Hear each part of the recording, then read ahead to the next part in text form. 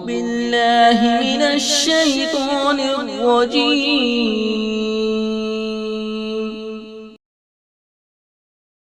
بسم الله الرحمن الرحيم.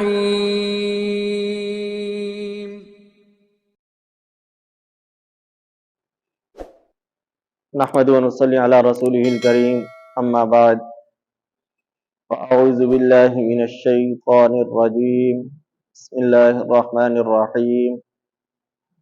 الحمد لله رب العالمين الرحمن الرحيم مالك يوم الدين إياك نعبد وإياك نستعين اهدنا الصراط المستقيم صراط الذين أنعمت عليهم غير المغضوب عليهم ولا الضالين.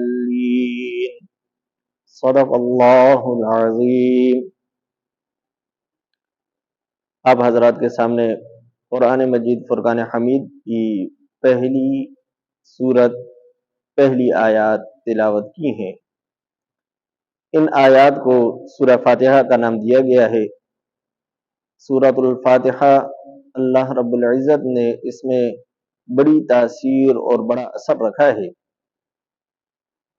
یوں تو قرآن پاک کا ہر حرف ہر کلمہ ہر رکوع ہر سورت اپنا ایک خاص مقام رکھتی ہے، لیکن سورہ فاتحہ کو اللہ رب العزت نے خاص فضیلت بخشی ہے.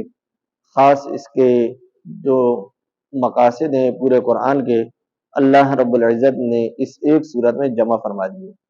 بلکہ مفسرین نے یوں لکھا ہے کہ پورے کا پورا قرآن اللہ رب العزت نے اس ایک سورہ فاتحہ میں جمع کر دیا، اور پورا جو اس سورت کا حاصل ہے، جو اس کا مفہوم ہے، وہ اللہ رب العزت نے بسم اللہ میں جمع کر دیا، اور بسم اللہ کو پورا با میں جمع کر دیا، اور با کو با کے نقطے میں جمع کر دیا.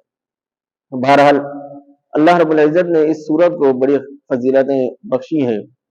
سب سے بڑی فضیلت اور سب سے بڑی بات تو یہ ہے کہ اللہ رب العزت نے اس کو نماز کا حصہ اور جز بنا دیا. آپ نے سنا ہوگا حضور نبی کریم صلی اللہ تعالی علیہ وسلم کی حدیث مبارکہ ہے لا صلاۃ الا بفاتحۃ الکتاب، کہ نماز ہو ہی نہیں سکتی جب تک کہ اس میں سورہ فاتحہ نہ پڑھی جائے. مطلب یہ ہے کہ اگر کوئی شخص پورا کا پورا قرآن بھی پڑھ لے لیکن سورہ فاتحہ اس میں تلاوت نہ کرے تو اس شخص کی نماز ادا نہیں ہوتی. اگر غلطی سے ہو جائے گا تو جیسے انشاءاللہ آگے چل کر یہ بات پھر دوبارہ بھی آئے گی کہ اس سے سجدہ صاحب ہو جائے گا، سجدہ صاحب کرنا پڑے گا.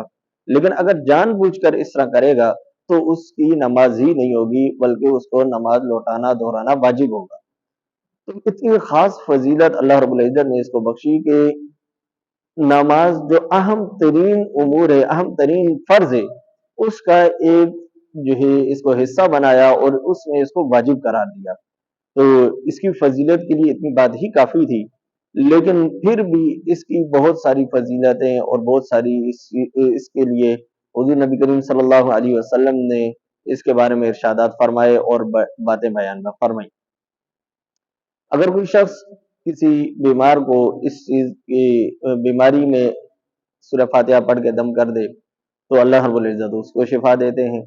اور اسی طرح اور بھی دیگر چیزیں اس کی فضیلت میں آئی ہیں، بیان ہوئی ہیں.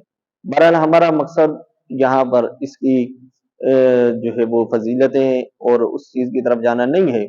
مقصد ہمارا یہ ہے کہ اللہ رب العزت نے ان آیات کریمہ میں اور اس صورت میں جس موضوع کو بیان فرمایا ہے وہ وہی موضوع ہے جس کے بارے میں ہم پہلے ویڈیوز بنا چکے اور بتا چکے کہ اللہ رب العزت نے اس میں اپنی وحدانیت کا اعلان فرمایا اور انسان کو خاص اپنی طرف متوجہ فرمایا.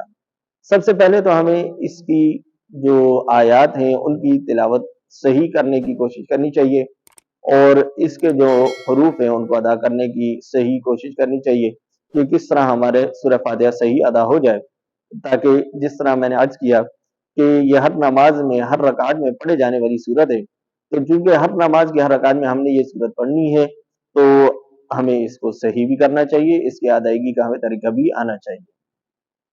اور دوسرا، جب ہم اس کو ہر نماز کی ہر رکعت میں پڑھتے ہی ہیں تو ہمیں اس کا کچھ نہ کچھ ترجمہ اور کچھ نہ کچھ تفسیر بھی معلوم ہونی چاہیے۔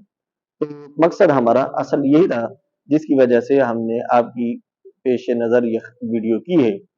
تو پہلی آیت ہے، اللہ رب العزت فرماتے ہیں الحمدللہ رب العالمین، تمام تعریفیں اس اللہ کے لیے ہیں جو رب ہے عالمین کا، تمام تعریفیں اس اللہ رب العزت کے لیے ہے جو تمام جہانوں کا پالنے والا ہے۔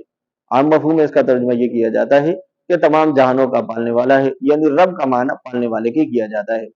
تو تمام جہانوں کا مطلب یہ ہے کہ اگر اس کو ہم عالم برزخ، عالم دنیا اور عالم ارواح اور یہ چیزیں لیں، عالم قیامت اور بادل باس جو ہے، یعنی کہ انسان نے جنت میں جانا ہے یا جہنم میں جانا ہے، تو وہاں کے جو معاملات ہیں یہ بھی لیا جا سکتا ہے۔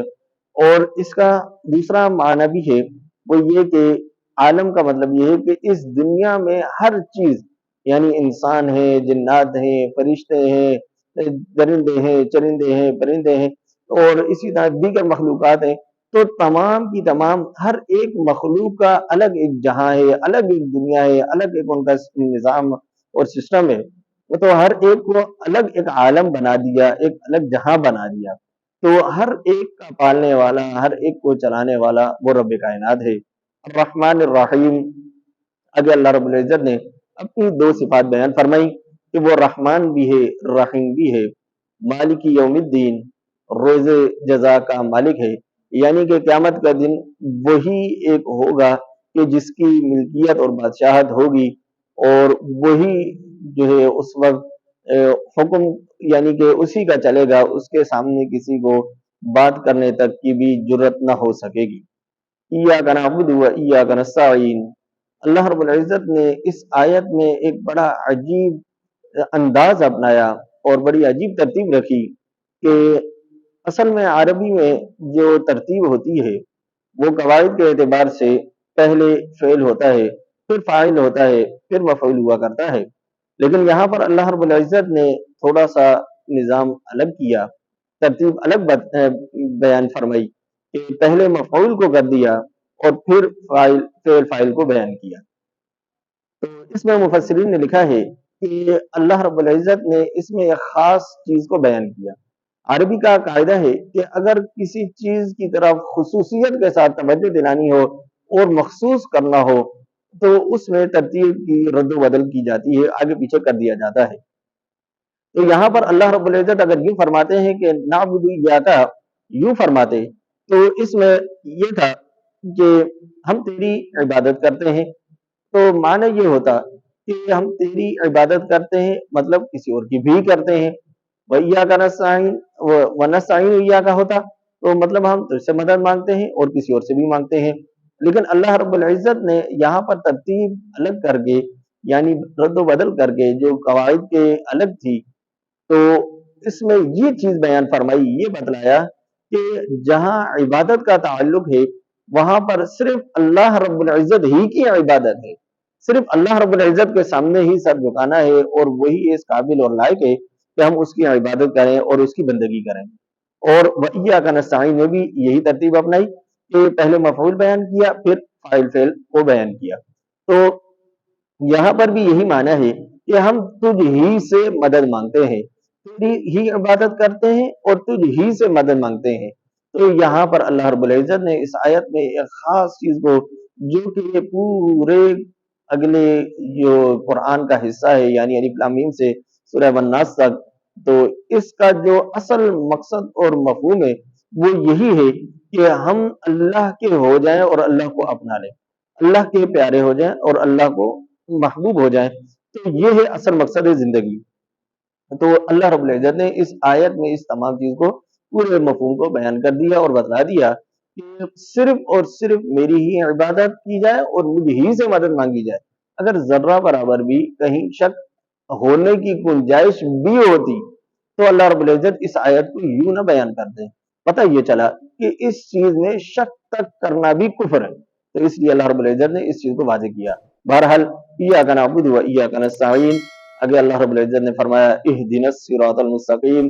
دعا کرتے رہنا چاہیے ہمیشہ اپنے لیے بھی، اپنے اڑوس پڑوس والوں کے لیے، دوستوں یاروں کے، اپنے دوستوں یاروں کے لیے، رشتہ داروں کے لیے، جان پہچان والوں کے لیے، بلکہ تمام مسلمانوں کے لیے ہمیں ہر وقت دعا گو ہونا چاہیے کہ اللہ ہمیں سیدھے راستے پر چلا، ہمیں صحیح راستہ دکھا، جو صراط مستقیم ہے وہ اس پر چلا اور اس پر ہمیں گامزن رکھ. کیونکہ آپ نے دیکھا کہ دنیا میں ایک نہیں، دو نہیں، کتنے ہی مذہب ہیں، کتنے ہی مسلک ہیں، کتنے ہی راستے اور طریقے ہیں، کتنے ہی نظریے ہیں. تو ہمیں اللہ رب العزت اس راستے پر چلائے، اس طریقے پر چلائے جو اللہ کے ہاں قابل قبول ہے، جس پر اللہ رب العزت راضی اور خوش ہوتے ہیں. تو ہمیں ہر وقت اس چیز کی دعا مانگتے رہنا چاہیے اور اللہ سے ہمیں اس چیز کی طرف جو ہے نا رجوع کرتے رہنا چاہیے. اس لیے اللہ رب العزت نے خود اس چیز کو ہمیں سکھلانے کے لیے بتلا دیا، اور ہم اس کو ہر نماز میں مانگتے بھی ہیں، اور ہمیں اس کو دل سے مانگنا چاہیے. جب ہم یہ آیت پڑھتے ہیں تو ہمیں اس کی طرف توجہ کرنی چاہیے، نہ یہ کہ جیسے کہ ہم لاؤبالی میں، لاپرواہی میں پڑھتے ہیں. سورہ فاتحہ کب شروع ہوئی، کب درمیان ہوا، کب ختم ہوئی، ہمیں پتہ ہی نہیں ہوتا. بس ایک رٹی رٹائی بچپن میں ہمیں رٹ لیا تھا، اور وہی ایک رٹی رٹائی جو سورت ہے جو ہم پڑھتے ہیں اور اس کو اس طرح مکمل کر دیتے ہیں. تو یہ بہت غلط بات ہے. بلکہ ہمیں ہر آیت کا مفہوم پتہ ہونا چاہیے، ہر آیت کا ترجمہ آنا چاہیے. پھر ہم اس کو، اس ترجمے اور مفہوم کو ذہن میں رکھتے ہوئے اس کو مزے سے پڑھیں، تاکہ ہمیں قرآن کا لطف بھی آئے اور اللہ رب العزت بھی راضی اور خوش ہو، اور ہمیں اس پر جو نیکیاں اور ثواب ملنا ہے وہ ہمیں بھرپور طریقے سے ملے. بہرحال اللہ رب العزت نے فرمایا کہ اہدنا الصراط المستقیم، کہ ہم تجھ سے صحیح راستے کی بھیک مانگتے ہیں کہ ہمیں سیدھے راستے پر چلا. صراط الذین انعمت علیہم. اب آگے اللہ رب العزت نے اس راستے کی خود نشاندہی بھی فرمائی کہ وہ کون سا راستہ ہے. وہ راستہ ہے کہ جس پر آپ نے انعام کیا، یعنی جو لوگ اس پر چلے ہیں اور ان کو آپ نے قابل قبول کیا، اور وہاں آپ کے اللہ کے ہاں، آپ کے ہاں مقبول ہو گئے. تو ہمیں وہ راستہ چاہیے، وہ راستہ نہیں.